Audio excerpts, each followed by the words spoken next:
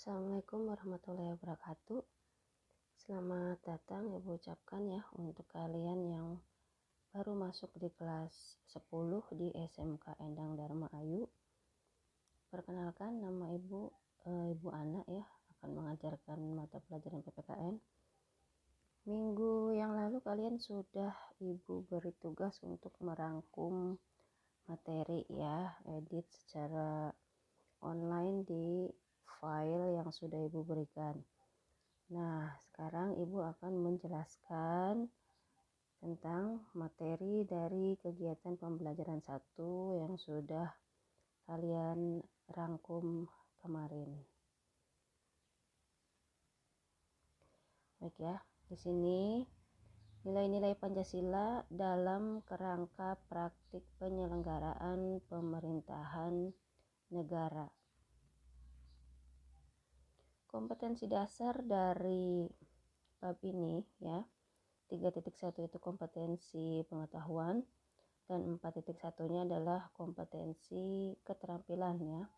Yang 3.1 KD-nya adalah menganalisis nilai-nilai Pancasila dalam kerangka praktik penyelenggaraan pemerintahan negara ya. Kemudian yang keterampilannya 4.1 menyaji hasil analisis nilai-nilai Pancasila dalam kerangka praktik penyelenggaraan pemerintahan negara. Kita mulai ya. Kegiatan pembelajaran 1 mengenai sistem pembagian kekuasaan Negara Kesatuan Republik Indonesia. Nah, tujuan pembelajarannya diharapkan nih setelah mengikuti materi ini ya, kegiatan pembelajaran 1 ini diharapkan siswa dapat menganalisis nilai-nilai Pancasila dalam sistem pembagian kekuasaan Negara Republik Indonesia. Kemudian siswa juga mampu mengidentifikasi sistem pemerintahan Republik Indonesia. Jadi setelah menganalisis nilai Pancasila ya, sistem ketatanegaraan di Indonesia itu ada tidak atau sesuai tidak dengan nilai Pancasilanya. Kemudian nanti kalian mampu mengidentifikasi sistem pemerintahan kita ya. Jadi sistem pemerintahan Indonesia itu seperti apa. Yang ketiga, tujuan pembelajarannya adalah kalian dapat berupaya untuk menjelaskan pada temanmu mengenai hasil telaah isi analisis tentang nilai-nilai Pancasila dalam sistem pembagian kekuasaan Negara Republik Indonesia. Kita lanjutkan ya. Nah, kalian lihat gambar ini ya, ada 3 gambar di sini. Dapatkah kalian menjelaskan gambar-gambar berikut ini? Nah, yang gambar pertama ya, di sini ada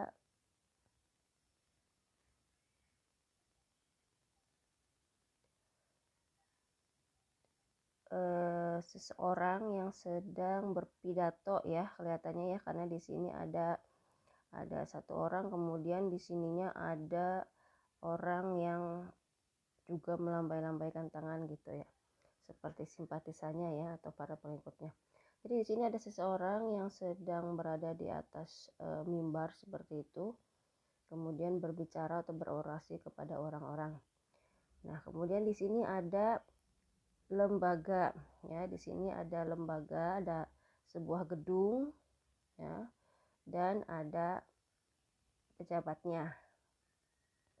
Ada pejabatnya yang bekerja di dalam gedung ini ya. Kemudian gambar yang ketiga, ini tadi gambar 1 ya. Ini gambar 2 dan yang ini gambar 3 yang di bawah. Di sini ada gedung DPR, MPR dan ada anggota-anggota DPR-nya. Dapatkah kalian menjelaskan gambar-gambar berikut? Apakah ini disebut dengan pemerintah? Ya. Pemerintah atau pemerintahan? Nah, yang mana yang termasuk pemerintah? Gambar nomor berapa? Dan yang dinamakan pemerintahan itu gambar nomor berapa ya? Kalian coba jawab ya. Kita lanjutkan.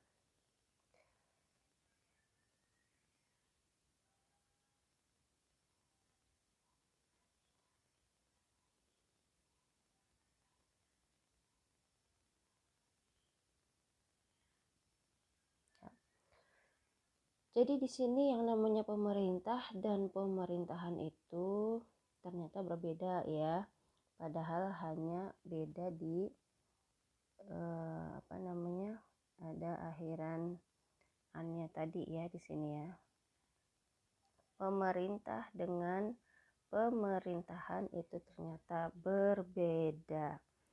Menurut ahli hukum ya, M. Solulubis, dia mengatakan bahwa yang dimaksud dengan pemerintah itu adalah seseorang atau beberapa orang yang memerintah sesuai atau menurut dengan hukum negerinya. Jadi orang-orang ini atau beberapa orang ini memerintah itu karena memang di negerinya itu ada hukum yang mengaturnya bahwa terdapat orang-orang yang bisa memerintah ya di dalam suatu negara tersebut. Jelas ya? Jadi kalau pemerintah itu dia menekankan pada seseorang atau beberapa orang. Jadi orangnya. Pemerintah itu adalah orangnya, orang yang bekerjanya memerintah ya, tetapi harus sesuai dengan hukum yang berlaku. Ya, jadi orang-orangnya nih. Anggota DPR itu dia adalah pemerintah. Kemudian kita lihat yang pemerintahan. Nah, pemerintahan ini mencakup kepada seluruh organ-organ badan atau lembaga-lembaga yang ada dalam suatu negara untuk mencapai tujuan negara. Jadi dia kalau pemerintahan itu dia adalah lembaga negara yang fungsinya untuk mencapai tujuan negara. Apa saja lembaga-lembaga negara itu? Ya, ada lembaga legislatif, lembaga eksekutif, dan lembaga yudikatif ya. Nanti kita bahas ya. Apa itu lembaga legislatif, eksekutif, dan yudikatif. Nah, lihat di sini ya. Di sini ada NKRI. Ya. Apa singkatan NKRI itu?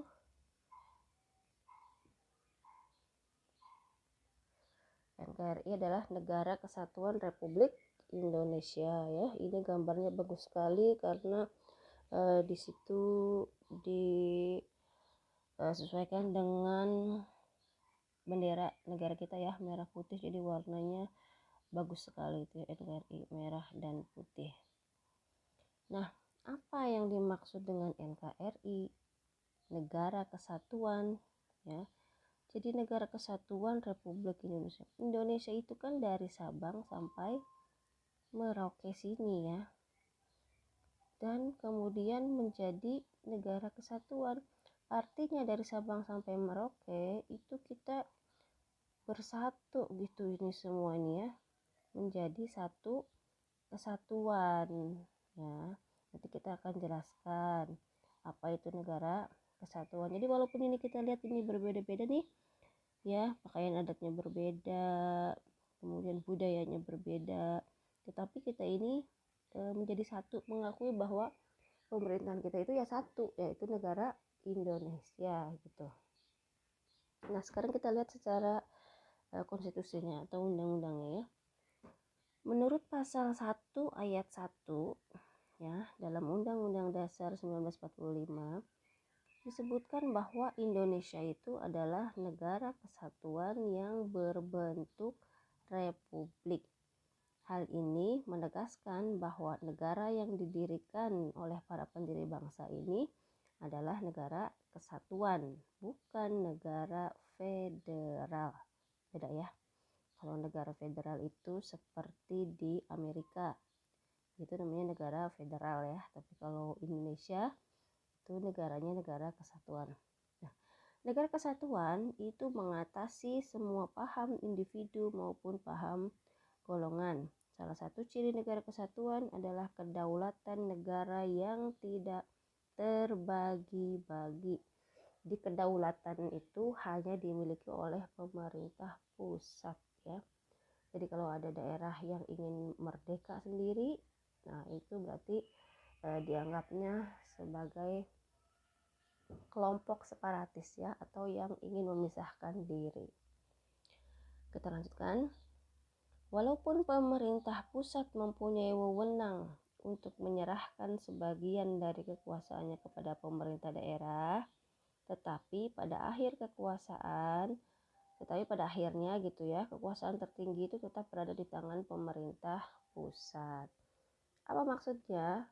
Pemerintah pusat itu kan ada presiden, DPR, MPR, dan lembaga-lembaga tinggi negara lainnya ya. Tadi ya ada eksekutif, legislatif, dan yudikatif, itu pemerintah.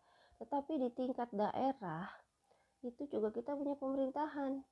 Ada kalau di tingkat kabupatennya ada bupati, kemudian ada DPRD tingkat 2. Kalau di provinsi ada gubernur dan DPRD tingkat 1. Nah, gubernur, DPRD tingkat 1, bupati, DPRD tingkat 2, itu juga kan mereka memiliki kekuasaannya di daerah masing-masing. Tetapi kedudukannya itu tidak terlepas sendiri memiliki kewenangan yang utuh gitu ya, tidak. Tetapi tetap yang berkuasa atau kekuasaan tertinggi adanya di pemerintah pusat. Jadi pemerintah daerah itu hanya menjalankan apa yang ditugaskan oleh pemerintah pusat, gitu maksudnya. Nah, lanjutkan. Bagi negara kesatuan Republik Indonesia, pemerintah daerah atau provinsi ini merupakan bagian yang tidak terpisah serta tidak bersifat negara dalam negara. Nah, kalau ada suatu negara yang sifatnya itu negara dalam negara, ini dinamakan negara federal ya. Contohnya adalah Amerika Serikat. Jelas ya? Kita lanjutkan. Nah, di sini ada Pancasila, lambang negara kita ya, burung Garuda. Kemudian ada di sini lambang tiap-tiap bagian dari sila Pancasila itu. Kalian sudah hafal ya. Sila pertama lambangnya bintang, bunyinya ketuhanan yang Maha Esa. Kedua, rantai kemanusiaan yang adil beradab. 3, persatuan Indonesia, lambangnya pohon beringin. 4, lambangnya kepala banteng, kerakyatan yang dipimpin oleh hikmah kebijaksanaan dalam permusyawaratan perwakilan. Dan sila kelima, lambangnya padi dan kapas, bunyinya keadilan sosial bagi seluruh rakyat Indonesia. Nah, sistem pemerintahan suatu bangsa itu tergantung pada sistem politik yang dianut oleh negara tersebut ya. Sedangkan sistem politik suatu bangsa itu ditentukan lagi oleh ideologi yang dianut oleh negara tersebut. Dalam hal ini, Indonesia itu menganutnya adalah ideologi Pancasila ya. Kita lanjutkan. Di sini kita akan menjelaskan mengenai macam-macam kekuasaan negara dan pembagian kekuasaan ya. Nah, sebelum kita lanjutkan, kalian sudah tahu belum nih apa sebenarnya yang dimaksud dengan kekuasaan itu ya? Apa itu kekuasaan? Secara sederhana, kekuasaan itu dapat diartikan sebagai kemampuan seseorang untuk mempengaruhi orang lain agar dapat melakukan tindakan-tindakan yang dikehendaki atau diperintahkannya. Misalnya nih seorang KM. KM itu dikatakan berkuasa di dalam kelas. Kenapa? Karena apa yang dikatakan oleh KM itu biasanya atau seharusnya itu ditaati oleh anggota kelasnya gitu ya. Jadi seorang KM, ketua kelas, itu memiliki kekuasaan di kelasnya sendiri, tapi tidak di kelas orang lain. Nah, contoh yang lain. Ketika kalian sedang menonton televisi, tiba-tiba orang tua kalian menyuruh untuk belajar. Kemudian kalian menurut ya, mematikan televisi tersebut dan masuk ke kamar atau ruang belajar untuk membaca atau menyelesaikan tugas-tugas sekolah. Ini berarti bahwa orang tua itu memiliki kekuasaan di rumah ya terhadap anak-anaknya. Jelas ya? Jadi kekuasaan adalah kemampuan seseorang untuk mempengaruhi orang lain agar mampu bertindak sesuai dengan apa yang dia kehendaki atau yang dia perintahkan. Nah, di sini ada dua tokoh besar ya yang berkaitan dengan teori kekuasaan.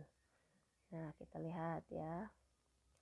Ada yang pertama itu John Locke ya. Kalian mungkin sudah sering mendengar dulu waktu SMP juga sudah pernah dipelajari ya. John Locke. Nah, John Locke itu membagi kekuasaan negara itu menjadi kekuasaan legislatif, kekuasaan eksekutif, dan kekuasaan federatif. Sekarang kita jelaskan apa yang dimaksud dengan kekuasaan legislatif. Legislatif adalah kekuasaan membuat atau membentuk undang-undang.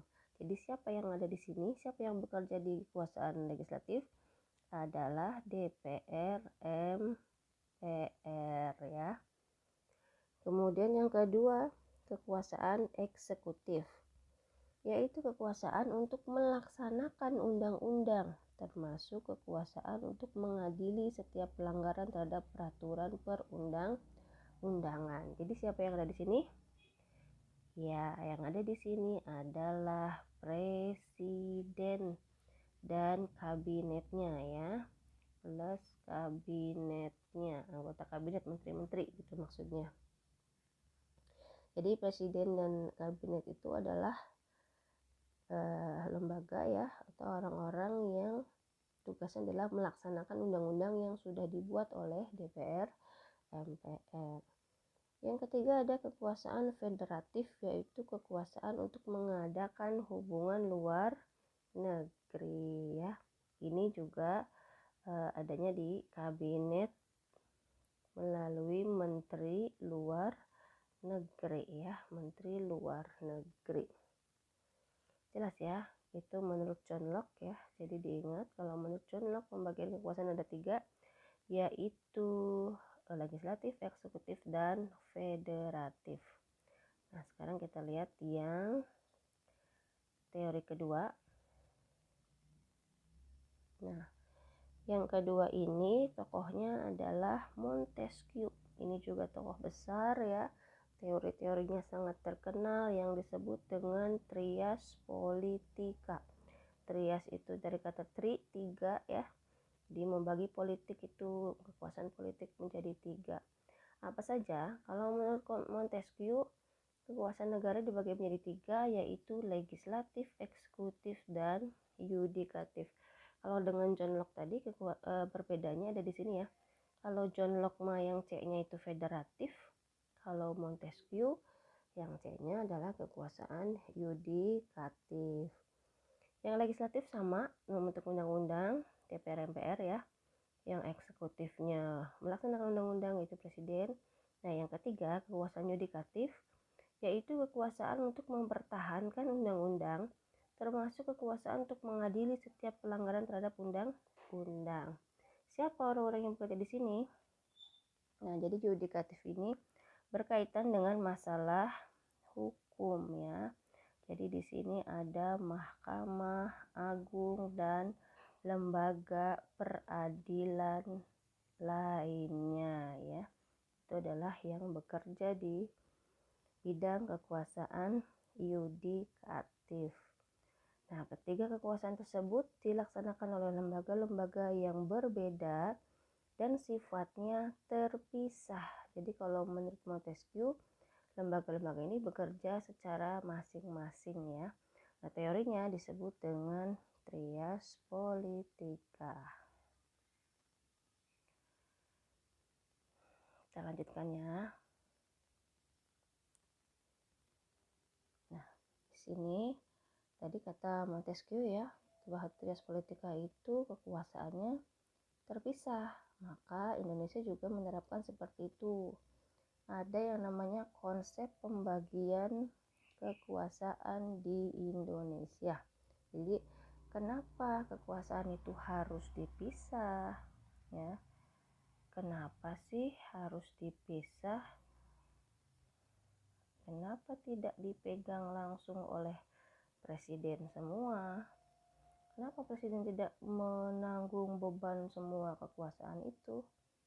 Kenapa harus dipisah-pisah menjadi DPR, MPR, Kabinet, Mahkamah Agung, dan lembaga-lembaga lainnya?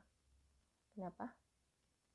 Ya, jawabannya karena manusia itu ya secara kodratnya itu apa ya? Jadi ibaratnya kalau seseorang itu memiliki kekuasaan yang tidak terbatas atau memiliki kekuasaan yang sangat besar, dalam diri manusia ini memiliki kecenderungan untuk menyalahgunakan kekuasaan ya. Contohnya zaman dulu kita belum ada pemerintahan itu adanya raja ya, kerajaan. Di kerajaan itu orang yang paling berkuasanya adalah raja. Maka banyak sekali kita dengar cerita bahwa raja itu bertindak semena-mena ya. Apa yang dikatakan raja itu adalah perintah yang mutlak. Karena di masa itu tidak ada lagi orang yang bisa mengontrol raja gitu. Raja itu orang yang paling super, paling hebat. Tidak bisa dikritik, tidak bisa dikontrol oleh orang lain atau lembaga yang lain. Makanya menurut Montesquieu kekuasaan itu harus dipisah atau bisa dibagi ya. Kalau Indonesia tidak menerapkan Montesquieu secara dipisah-pisah, tetapi lebih ke membagi kekuasaan. Nah, kalau di Indonesia kekuasaan itu dibagi menjadi kekuasaan horizontal dan kekuasaan vertikal. Horizontal itu artinya sejajar gini ya. Kedudukannya sejajar, jadi antara yudikatif, MA, kemudian ada legislatif, DPR, ada kabinet, itu semuanya sejajar. Kalau moneter apa ada BPK gitu ya, Badan Pemeriksa Keuangan. Itu lembaga-lembaga negara itu kedudukannya sejajar, tidak ada yang saling lebih tinggi kedudukannya. Misalnya menteri itu kan bawahannya presiden, jadi lebih tinggi dong kedudukannya daripada Mahkamah Agung. Tidak ya, tidak seperti itu. Jadi kekuasaan horizontal, kekuasaannya sejajar.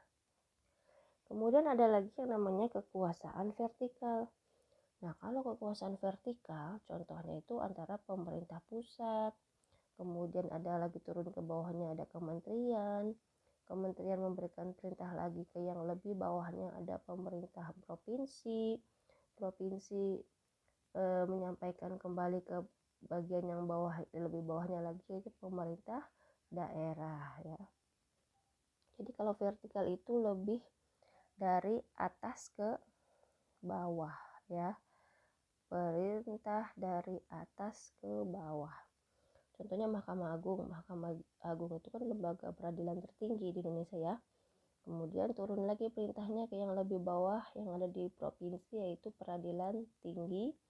Kemudian turun lagi ke peradilan yang ada di tingkat kabupaten, yaitu peradilan negeri. Jelas ya antara kekuasaan horizontal dengan kekuasaan vertikal. Nah, kita lihat di sini. Karena tadi ada kekuasaan secara vertikal, maka kita juga di Indonesia mengenal ada yang namanya sentralisasi dan desentralisasi. Kekuasaan vertikal di sini ya ini dia adalah wujud nyata dari ini teori desentralisasi. Sekarang kita lihat. Sentralisasi adalah kewenangan yang terpusat pada pemerintah pusat. Biasanya berkaitan dengan kepentingan-kepentingan negara yang sangat urgent ya atau sangat penting, seperti kewenangan yang berkaitan dengan politik luar negeri yang menentukan atau menyatakan perang, menyatakan damai, kerjasama dengan negara lain, membeli alat-alat pertahanan keamanan. Itu adalah tugasnya pemerintah pusat. Tidak bisa itu dilakukan oleh bupati atau gubernur, tidak bisa ya. Jadi hanya boleh dilakukan oleh pemerintah pusat. Hal-hal yang berkaitan dengan pertahanan keamanan, berkaitan dengan justisi atau hukum, membuat undang-undang maksudnya ya, berkaitan dengan masalah agama, moneter atau keuangan ya, kurs suku bunga, misalnya bunga deposito berapa, bunga pinjaman berapa, kemudian kebijakan fiskal juga. Fiskal itu kebijakan yang berkaitan dengan pajak ya, pajak misalkan pajak bea dan cukai rokok itu berapa pajaknya, kalau ada barang mewah dari luar negeri masuk ke Indonesia berapa pajaknya. Itu yang menentukan adalah pemerintah pusat. Kemudian kalau desentralisasi itu pemerintah pusat menyerahkan sebagian wewenang pemerintahannya kepada pemerintah daerah otonom.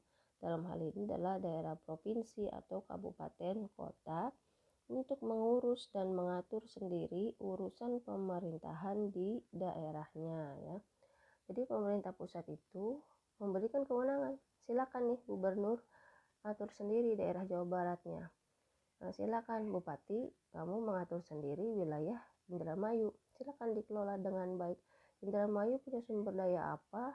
Boleh dikelola. Seperti Bali. Bali itu memiliki potensi pariwisata yang sangat luar biasa. Maka pemerintah Bali itu diperbolehkan untuk mengelola dengan sebaik-baiknya gitu ya aset dari wilayah daerahnya. Ya, jadi bersifat desentralisasi. Pemerintah pusat membolehkan pemerintah daerah untuk mengurus daerahnya sendiri tapi tidak mengurus daerah orang lain. Gitu jelas ya.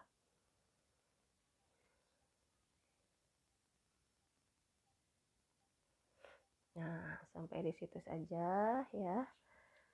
Ini yang sudah kalian rangkum kemarin ya. Hari ini sudah Ibu jelaskan. Jadi nanti Ibu kasih latihan soalnya ya. Baik, alhamdulillah cukup sekian dan terima kasih. Wassalamualaikum warahmatullahi wabarakatuh.